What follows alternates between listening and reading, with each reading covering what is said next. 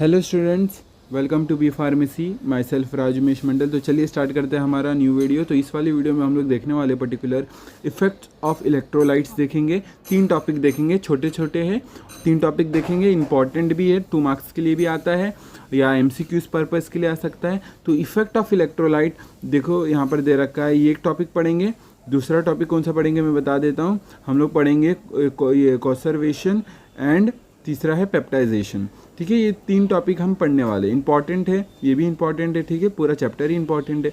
तो स्टार्ट करते हैं हमारा topic effect of electrolyte. The instability in the colloidal solution is characterized either by the coagulation और precipitation. बिल्कुल सही बात है। दो इंस्टेबिलिटी, जो भी हमारे कोलॉइडल सोल्यूशन है हमारे पास, उसकी जो इंस्टेबिलिटी है, इंस्टेबिलिटी मतलब अनस्टेबल।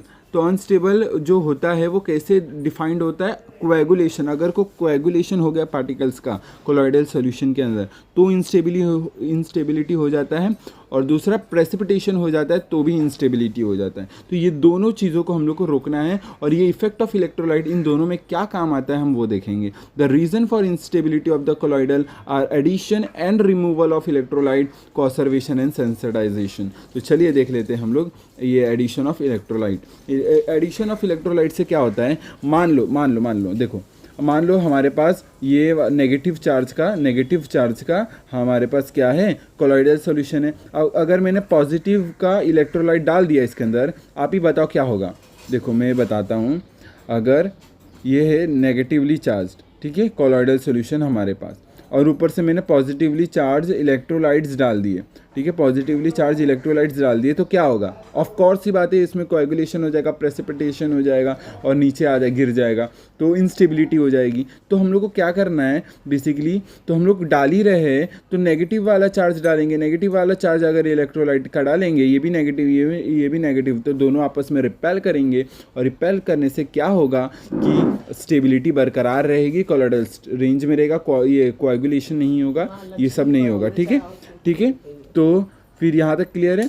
तो ये था एडिशन ऑफ इलेक्ट्रोलाइट। देखते रीड कर लेते हैं। द लायोफोबिक कोलॉइड्स होते हैं, the traced amount of electrolyte addition is required for the providing charge to the colloidal particle which overcome the attractive force between the particles. तो particles के बीच में अट्रैक्टिव फोर्स है जो ये कोएगुलेशन कर रहा है। भाई कोएगुलेशन कैसे होता है कि ये पार्टिकल है, अब दोनों ही एक दूसरे को अट्रैक्ट कर रहे हैं। ठीक है, अगर मैं बात करूं, दोनों ही एक दूसरे को अट्रैक्ट कर रहे हैं। एक ठीक है, ये ध्यान से सुनना। द कोलॉइडल जो रेंज होता है, ये कोलॉइडल, ये लायोफोबिक कोलॉइड्स जो होता है, लायोफोबिक कोलॉइड्स में अगर थोड़ा सा इलेक्ट्रोलाइट डाला तो इज गुड, मतलब ये अट्रैक्टिव फोर्स को ओवरकम करेगा और साथ में कोलॉइडल सॉल्यूशन को क्या बनाएगा? बेसिकली डिस्पर्जन मीडियम को क्या बनाएगा? एकदम बेस्ट स्टेबल बना देगा। लेकिन अगर हम लोग एक्सेस अमाउंट में इलेक्ट्रोलाइट डाल दिए, ध्यान से सुनना, अगर हमने एक्सेस अमाउंट में इलेक्ट्रोलाइट डाल दिए तो लीड्स टू ये कोएगुलेशन, मतलब उल्टा असर करने लग जाएगा। अगर ज़्यादा ही इलेक्ट्रोलाइट डाल दिए तो कोएगुलेशन होने लग जाएगा, because the provides both the charges, दोनों ही चार्जेस मिल जाएंगे। अगर इलेक्ट्रोलाइट ज़्यादा ही आ जाएगा तो कोएगुलेशन हो जाएगा, प्लस माइनस का जो दोनों चार्जेस है वो ये अट्रैक्ट करके कोएगुलेट हो जाएंगे, और अगर एक्सेस इलेक्ट्रोलाइट डाला तो under this condition the repulsive force are diminished by with the dominance of attractive force, colloids get coagulated। मतलब क्या होता है, ये कंडीशन में क्या होता है, जो रिपल्सिव फोर्स होता है वो कम हो जाता है। भाई हम लोग जब थोड़ा ट्रेस अमाउंट में डाले, थोड़ा अमाउंट में डाले तो रिपल्सिव फोर्स था, लेकिन अगर ज़्यादा अमाउंट में डाल दिए तो रिपल्सिव फोर्स हट करके अट्रैक्टिव फोर्स डोमिनेट कर जाता है, क्योंकि दोनों ही चार्जेस आने लग जाते हैं, इसलिए ये कोएगुलेट हो जाता है कोलॉइड्स हमारा। तो lyophobic colloids accumulates oppositely charge particles, changes the zeta potential which leads to the coagulation. वही बोल रहा हूँ कि अपोजिट चार्ज आ जाता है जिससे जीटा पोटेंशियल आ जाता है, चेंजेस कर देता है जीटा पोटेंशियल में, और क्या होता है? कोएगुलेशन होने लग जाता है। अपोजिटली चार्ज को कोएगुलेट ही करेंगे ना, अट्रैक्ट करेंगे तो कोएगुलेट हो जाएंगे। तो वही चीज़ बता रहा है, अगर ट्रेस अमाउंट में डाला तो गुड, एक्सेस में डाला तो अपोजिट चार्ज आकर के कोएगुलेट हो जाएंगे, तो अनस्टेबल हो जाएगा। ठीक है, ये चीज़ है। फिर आगे पढ़ लेते हैं रिमूवल ऑफ कोलॉइड्स। अब एक है कि रिमूव भी नहीं कर सकते, कोएगुलेशन देखो क्या लिखा है, coagulation of colloids is observe when the electrolyte is completely removed from the soul.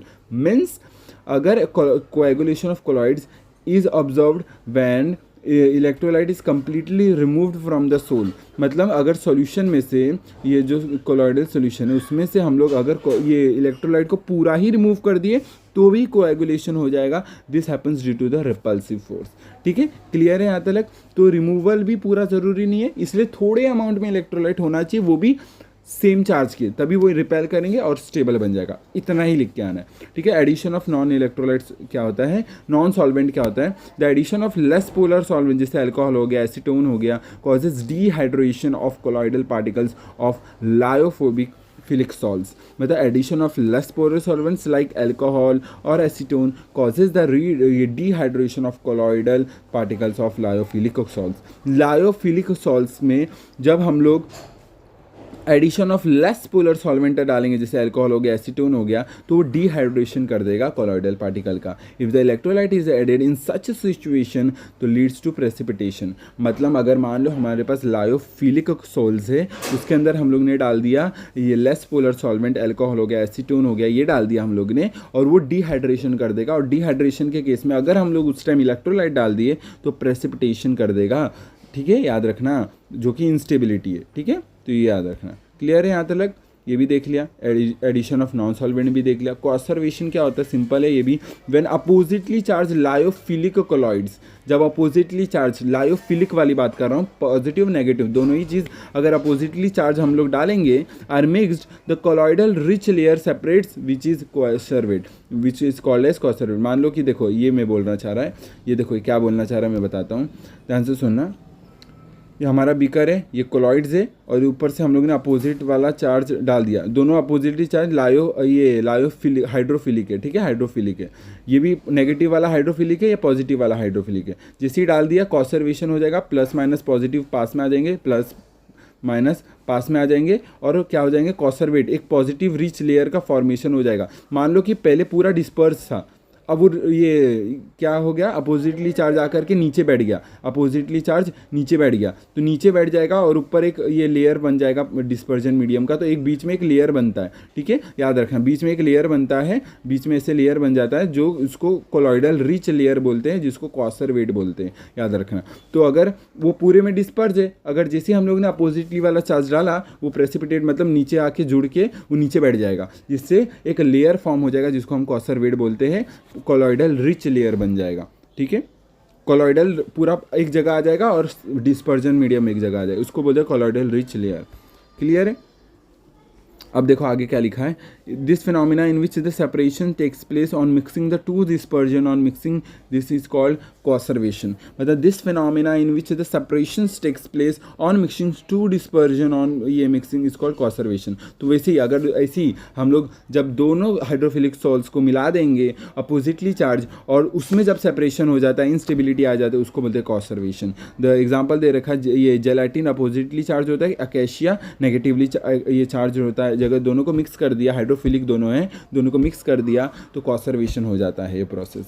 ठीक है, याद रखना, ये इंपॉर्टेंट है, ये एग्जांपल भी याद रखना है। व्हेन द टू ये mixed, when the two are mixed together, two layers formed, the upper layer of low viscosity, आगे ऑफ कोर्स क्योंकि उसमें पार्टिकल ही नहीं है, क्योंकि पार्टिकल तो नीचे बैठ गया है ना, अपोजिटली चार्ज पार्टिकल तो नीचे बैठ गया जुड़ करके, और ऊपर तो खाली हो गया है। तो क्या लिखा है, upper layer is low viscosity having the poor concentration of colloidal particle and the lower layer of higher viscosity containing the higher concentration of colloidal particle। मतलब लोअर कंसंट्रेशन ऊपर वाले लेयर में, नीचे वाले हायर कंसंट्रेशन। क्यों नीचे वाले में हायर कंसंट्रेशन है, क्योंकि जो अपोजिटली चार्ज है वो मिल करके नीचे बैठ गए। ठीक है, तो नीचे कंसंट्रेशन ज़्यादा है, ऊपर कम है। अब ये पेप्टाइजेशन क्या होता है, पेप्टाइजेशन क्या होता है, जहाँ पर हम लोग अनस्टेबल जो प्रेसिपिटेटेड वाला कोलॉइड्स है उसको कोलॉइड्स में कन्वर्ट करते, डिस्पर्स कर देते। वो कैसे करते हैं चलिए देखते हैं। सिंपल है, देख लेते क्या है। द कन्वर्जन ऑफ प्रेसिपिटेट मतलब अनस्टेबल से स्टेबल बनाना है तो बाय एडिंग द इलेक्ट्रोलाइट, जिसको पेप्टाइजेशन बोलते हैं। तो पेप्टाइजेशन क्या होता है, जहाँ पर अनस्टेबल टू स्टेबल कन्वर्ट करते हैं। The electrolyte are stabilizing agent and basically called as peptizing agent बोलते हैं। एग्जाम्पल देख लेते हैं क्या है, देख लेते हैं। ये नोट्स इंपॉर्टेंट अच्छा है, नोट्स से स्टडी हब जोन से लिया गया है, नोट्स बहुत अच्छा है, मैं बस एक्सप्लेनेशन कर रहा हूँ यहाँ पर। तो यहाँ पर देखो एग्जांपल में दे रखा है फेरिक क्लोराइड जब हम ऐड करेंगे as a electrolyte to the sol, कौन से सॉल्यूशन में, फेरिक हाइड्रोक्साइड में, the hydroxide is dispersed into the colloidal solution by absorbing ferric ion. ठीक है, तो क्या होता है, मान लो ये हमारे पास FeOH थ्राइस, ठीक है, ये सॉल्यूशन है, ये हमारा कोलॉइडल सॉल्यूशन है। इसमें इलेक्ट्रोलाइट डालेंगे हम लोग FeCl3, दोनों में Fe कॉमन है, तो ये पॉजिटिवली चार्ज इसके ऊपर जाके एक लेयर फॉर्म कर देगा, मान लो ऐसे ऐसे पॉजिटिवली लेयर फॉर्म कर देगा। और लेयर देखो एड्जॉर्बिंग, यहाँ पर एड्जॉर्बिंग आएगा, ठीक है, एड्जॉर्ब कर लेगा अपने अराउंड, लेयर एड्जॉर्ब करेगा। और मान लो ये दूसरा यहाँ पर एड्जॉर्ब कर लिया, यहाँ पर लेयर, तो दोनों आपस में रिपेल कर रहे। हाँ, तो वही चीज़ है कि एक अनस्टेबल जो जुड़े हुए थे, अब इसको देखो अलग कर दिया, क्योंकि पॉजिटिवली चार्ज अराउंड में बाजू में आ गया, मीन्स सेम चार्ज अराउंड बाजू में आ गया, तो इससे क्या हो गया कि रिपल्शन फोर्स है वो हो गया, ठीक है, जिससे स्टेबल हो गया। देखो यहाँ पर लिखा है वही चीज़, सेम चीज़ लिखा है, ठीक है, डिस्पर्स हो जाएगा। The ion of the electrolyte and adsorb आएगा, adsorb on the ion of precipitate, जो प्रेसिपिटेट हुआ था उसके ऊपर आयरन आ जाएगा सेम चार्ज के, तो आपस में रिपेल करके दूर दूर हो जाएंगे, डिस्पर्स हो जाएंगे। They repel and hit each other by other breaking the particle of precipitate into colloidal size, तो कोलॉइडल पार्टिकल हमारा वापस से आ जाएगा प्रेसिपिटेट से। ठीक है, तो इतना था। चलिए मैं फटाक से रिवाइज करा देता हूँ, सिंपल चीज़ है। 3 टॉपिक पढ़ा हम लोग ने, एडिशन ऑफ इलेक्ट्रोलाइट, इसमें क्या पढ़ा, अगर लायोफोबिक में कॉलॉइड्स में अगर थोड़े अमाउंट में इलेक्ट्रोलाइट डाला तो अच्छा है, रिपल्सिव फोर्स डोमिनेट करता है, अच्छा करता है। लेकिन जैसे ही हम लोगों ने ज़्यादा अमाउंट में एक्सेस डाल दिया तो रिपल्सिव फोर्स हट करके ये अट्रैक्टिव फोर्स डोमिनेट कर जाता है, तो जिससे वो कोएगुलेशन हो सकता है। तो जैसे ही अपोजिट चार्ज डेवलप हो जाता है, कोएगुलेशन हो जाता है, जीटा पोटेंशियल चेंज हो जाता है। अगर ज़्यादा हम लोग ने इलेक्ट्रोलाइट डाला तो सेम ये बेसिकली अपोजिट चार्ज का डाल दिया, ठीक है, क्योंकि अट्रैक्ट करेंगे, अपोजिट चार्ज डाल दिया तो सेम चार्ज डालेंगे तो क्या रिपेल करेगा, तो जिससे स्टेबल बनेगा। रिमूवल से भी सही नहीं है, रिमूवल भी कंप्लीट कर देंगे इलेक्ट्रोलाइट का तब भी अनस्टेबल हो जाएगा, ठीक है, कोएगुलेशन हो जाएगा due to the repulsive force. Addition of non solvent, जब हम लोग लायोफिलिक सोल्स में हम डालेंगे लेस पोलर सॉल्वेंट डिहाइड्रेशन का, ठीक है, डिहाइड्रेशन होगा, और डिहाइड्रेशन के केस में जब इलेक्ट्रोलाइट डाल देंगे तो प्रेसिपिटेट हो जाएगा, जो कि अनस्टेबल बना देगा। कॉन्सर्वेशन में क्या किया था हम लोग ने कि अपोजिटली चार्ज लायोफिलिक कॉलॉइड्स को मिला दिया था, जिससे ये कॉन्सर्वेट बन गया था, कॉलॉइडल रिच लेयर का फॉर्मेशन हो गया था। ऊपर लो विस्कोसिटी था, नीचे हाई विस्कोसिटी था। हाई विस्कोसिटी क्यों, क्योंकि हाई कंसंट्रेशन ऑफ सॉल्यूट था। क्यों हाई कंसंट्रेशन था नीचे, क्योंकि दोनों अपोजिटली चार्ज मिक्स करके नीचे बैठ गए, होता है ना, अट्रैक्ट करके नीचे बैठ गया, वजन बढ़ गया। तो पेप्टाइजेशन क्या होता है, फिर पेप्टाइजेशन में अनस्टेबल टू स्टेबल हम बनाते, प्रेसिपिटेट से हम कोलॉइडल रेंज में बनाते। कैसे, stabilizing agent, peptizing agent electrolyte का इस्तेमाल करते हैं। जैसे यहाँ पर एग्जांपल है कि FeOH थ्राइस से हम लोग मीन्स फेरिक हाइड्रोक्साइड जो कोलॉइडल सोल्यूशन था उसमें हम लोग ने फेरिक क्लोराइड डाला, जो आयरन है Fe+ वो अराउंड में आ जाएगा हर एक पार्टिकल के, जिसके रिपेल होगा तो स्टेबलाइज हो जाएगा। ठीक है, ये था, इतना था। और बाकी तो प्रोटेक्टिव कलर्स हम लोग ने पिछले वीडियो में कवर कर दिया था। तो मीन्स हमारे छोटे छोटे टॉपिक्स हो गए, अब बड़े बड़े टॉपिक्स आएंगे। ठीक है, वीडियो समझा कि नहीं बताना, कमेंट्स में मिलते हैं नेक्स्ट वीडियो में। तब तक के लिए टेक केयर, जय हिंद, भारत, बाय।